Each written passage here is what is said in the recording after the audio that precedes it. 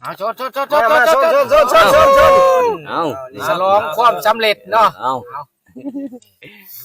โอ้ยชวนหันกับกินมาพี่เซต้ากัน เอา แซ่บเลยเนาะโอ้ย จะเป็นหนุ่มคัก ต้องเรื่องแน่นนะเนี่ยมอเห็ดกู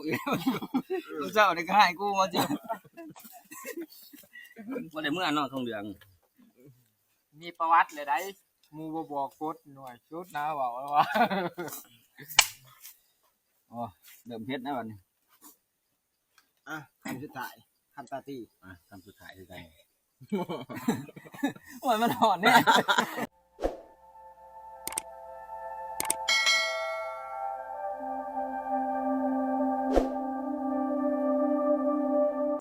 กาทักทายสบายดีทุกคนสบายดีตอนแรกๆนะตอนนี้ก็ประมาณ2 โมงทุกคนเนาะ2 โมงแรกนะเอาเห็ดสีนหมูตั้งแต่เช้าจนหอด2 โมงทุกคนเลยเนาะเอาคลิปนี้เฮาก็สิมาเห็ดแจ่วห่อนทุกคนกินทุกคนเฮาก็บ่ได้กินเฮิงเลยแจ่วห่อนนี่เอาเฮาก็สิเริ่มนี่เห็ดแจ่วห่อนนะซอยสีนั่นสีนเศษสีนเรือเนี่ยที่แรกว่าเฮาสิเฮ็ดสมทุกคนสมนี่คือสิบ่ได้เฮ็ดแหละนี่นี่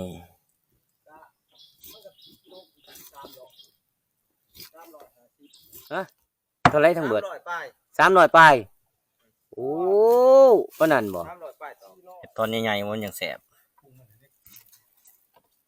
น้ำเกลือจากที่ถิ่มบัวพันเฮียง แจ่วฮ้อนนี่เฮาต้องซอยดิบเลยทุกคนนี่ซอยดิบใส่เลย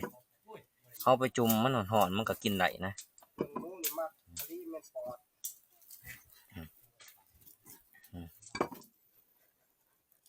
นี่ถือว่าเฮาสิเฮ็ดกินประมาณนี้ทุกคนหลายเติบเลยเศษมันนะเศษมันก็มีแต่งามๆนะทุกคนแต่ว่ามันเป็นกระตอดกระแตดซื่อๆเนาะเท่าไรนี่ในผ่านจักไหมอัน รวมนังมัน11ไม้ 2 4 6 8 10 12 ไหมโอ้ไหมหนึ่งจักตอกบัดนี้30ป้ายผู้ดีไรแล้วก็ประมาณ300ป้ายเนาะโอ้ถือว่าหลายเติบหมู2 ตัว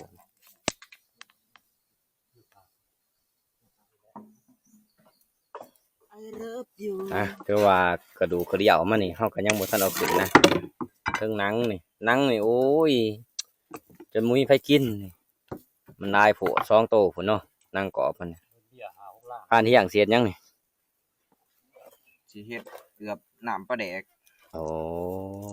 เฮาบ่ต้องย่างได้บ่ต้องย่างคือแต่เก่าแล้ว ไปได้สูตรมาใส่บัดเนี่ย สูตรน้ำอ้ายเพิ่น โอ้ ตะกี้เฮาย่างเสียของ บ่แน่นั่นบ่ เพื่อพวกเขาสูดีนะเคยต้นขนาดนั้น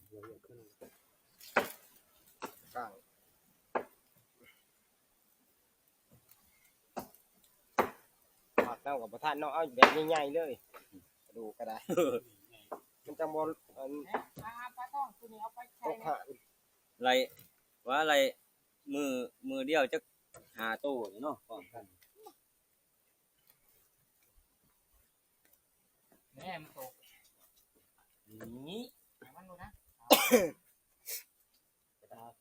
ยานไม่ทับกุ้งนี่ให้กากๆก็แล้วแต่2 ตัวนี้ยังบ่ไหวเลยไม่ทับกุ้งว่า จะว่านะกับขี้กระยือ โอ้บ่สิ สิบ่ได้ดื้อหมอกเนาะ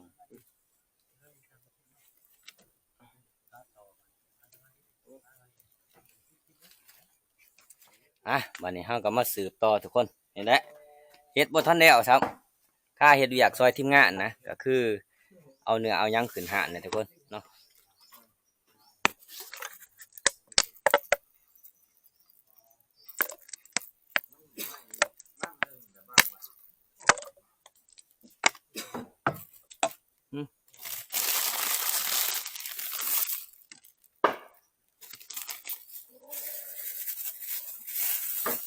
ขาดบ่ได้คือน้ำตาลนัว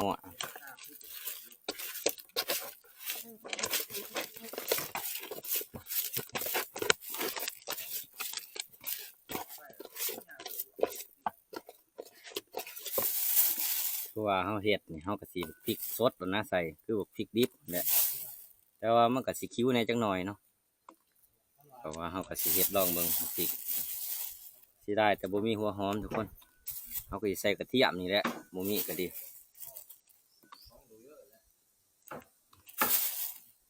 แจ่วฮ้อนต้องเผ็ดๆแจ่วฮ้อนเนื้อนี่เป็นเนื้อดิบเนื้อนี่กินกับผักจักบาทนี่พุ่นแหละเพื่อเฮาสิได้ขึ้นมาอีกหลังสงกรานต์พุ่นอีกทีหนึงคือว่ากินเพื่อไว้โดนนะเอาแล้วนี่เขาสิใส่หม้อน้อยนี่ทางใส่หม้อน้อยเลยกกคนกินบาสัญญาเมื่อปลาเลยเพิ่นบ่ทากินซับกระเทียมใส่กระเทียม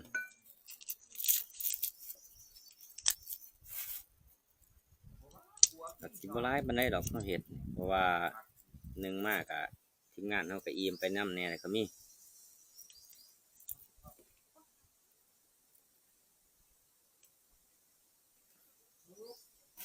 คือว่าเพื่อสิเฮ็ดแล้วนี่ก็อู้ยจนเมื่อยนะทุกคนไปก็บ่ไปเพราะว่าเป็นวิ่งเป็นเวียนหย่อน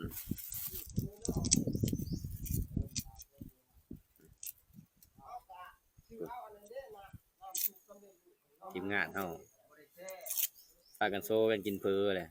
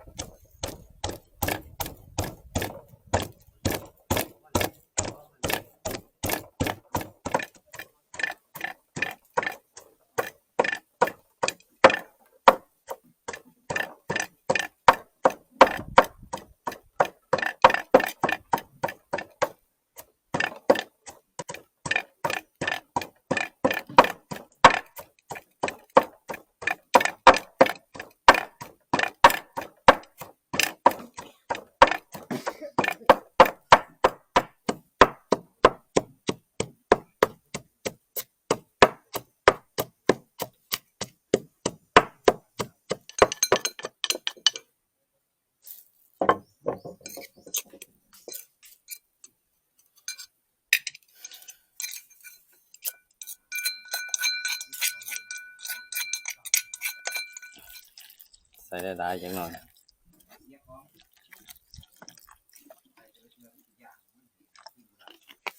ลายเปิดมาจากหนัง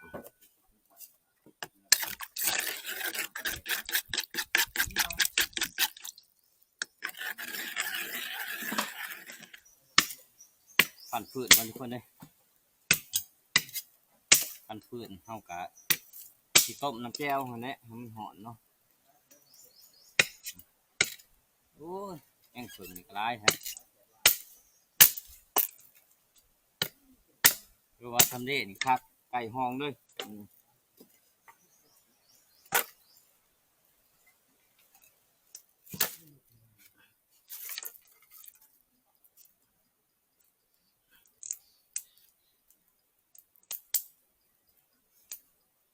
แนวนี้แหละถ้าเขามาปลามาลงทุกคนเลย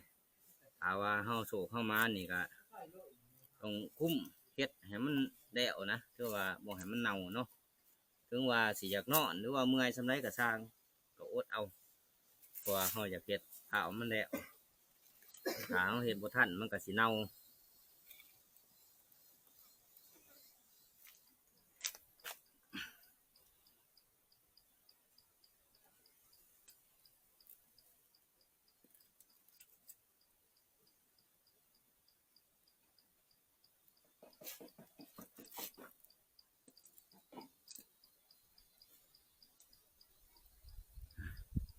ก็สิรอให้แจ้วมันปวดก่อนทุกคนเลยมันให้มันหอนก่อนให้มันเดือดก่อนซะเขาจังเอาสีนจุ่มลงไหลนะตัวนี้เขาก็แลมไม้เสียบสีนเดี๋ยวก็จุ่มแจวนะ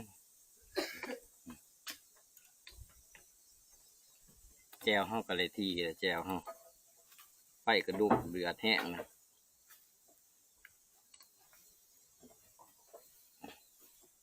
เมีดนี่เขาได้มากกี่ดีว่ะคักเมีดนี่อาบน้ำบ่ได้พันอาบย่างเมื่ออาบอยู่บ้านเท่าเดียว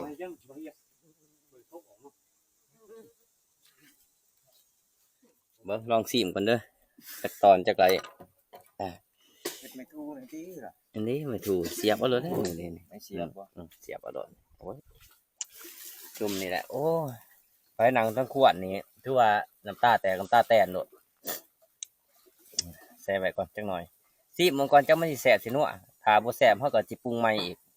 บ่ว่าถ้าบ่แซ่บเฮาก็สิควร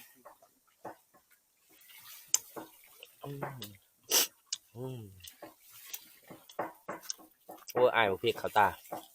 แซ่บดีพัก มาโพดขึ้นบ่นรกเลยมาหอนพระเถาะเลย เดือดได้กินเอาได้ ให้ลองเบิ่งแหน่จะขับ นี่ดินี่แซ่บไว้ก่อนอืม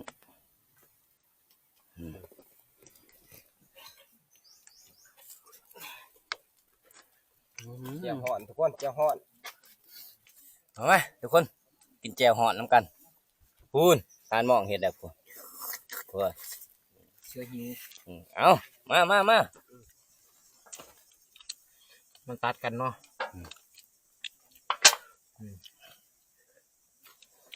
คำใหญ่ๆมามันกินน้ำกันลืมเอิญยาเขาแห้งก็เห็ดแล้ว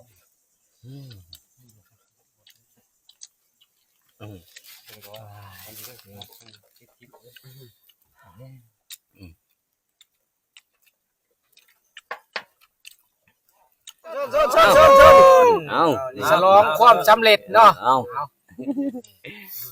ว้ยชวนหันกับกินมาพี่เซต้ากัน เอา แซ่บด้วยเนาะ โอ้ย จะเป็นหนุ่มคัก เฮานี่ เลยอัตรสขนาดเลยเนาะ จำกัน ฟังแดงมันข่อยก็คือบ่ขาดเสือเว้ย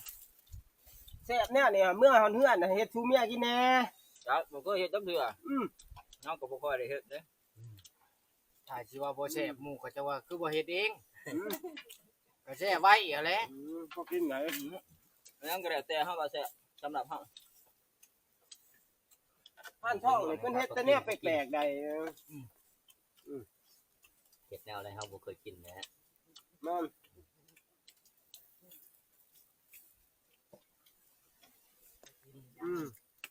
เราตีหัวหมาไป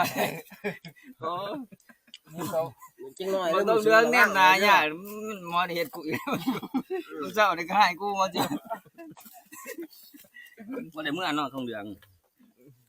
มีประวัติเลยได้หมู่บ่บอกกดหน่วยชุดนะเว้าว่า เริ่มเฮ็ดนะบัดนี้ อ่ะคำสุดท้ายคำตาตี คำสุดท้ายคือไง โอ้ยมันหอนเนี่ยบ่สามารถบ่ได้ที่เพิ่น แซ่บบ่ ได้กินแล้วมีความสุขเนาะเนี่ยไอ้เนาะว่าบ่ได้กินแล้วไปหางมประตังดอกเจาะเนาะ โอ้ยกินเขาวแล้วเอามาเบิ่งหานเฮาส่วนทีมงานเฮาเอาพดโปกไว้นะเพราะว่าให้มันแห้งเร็วๆเนาะแล้วเฮาก็สิคุมซุ้มฟืนซุ้มไฟเขาทุกคน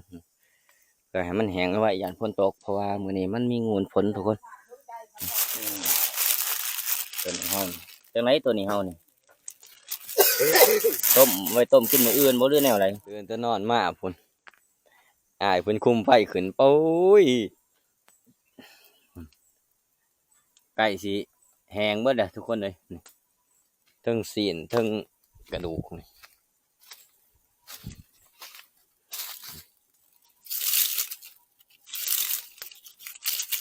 พริกก่อน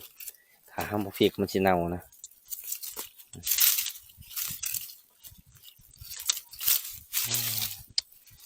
นี่ว่าอากาศร้อนเลยทุกคนเลยถ้าเน่าไผ่ยังบ่เป็นตะกิน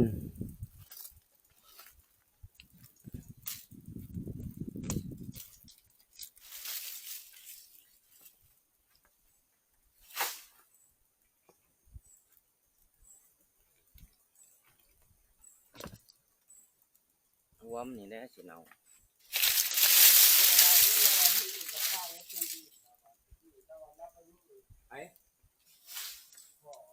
นี่ในตุงอิน จักมันสิเป็นบ่เป็นเอาก็บ่จือเอาก็บ่จือต้นมั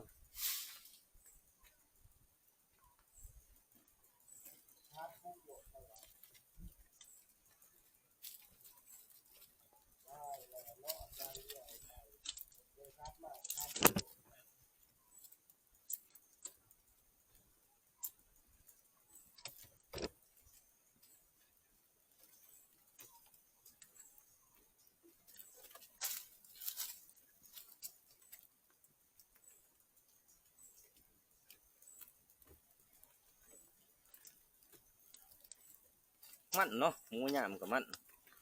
ปกติมันสิเบิดยามมัดเนี่ยมันเบิด2โตหมู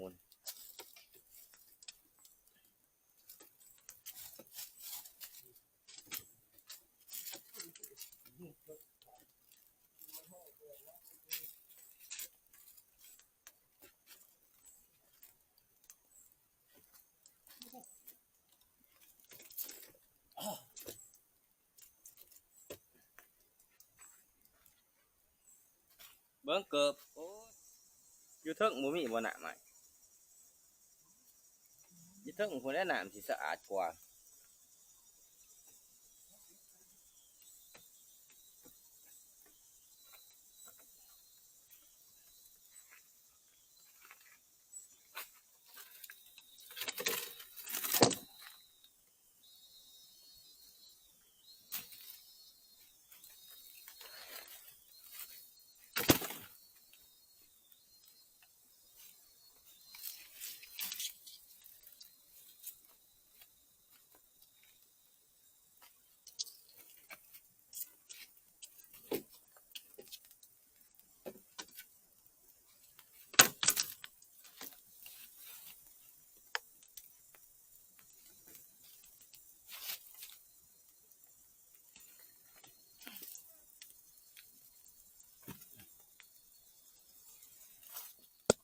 นี่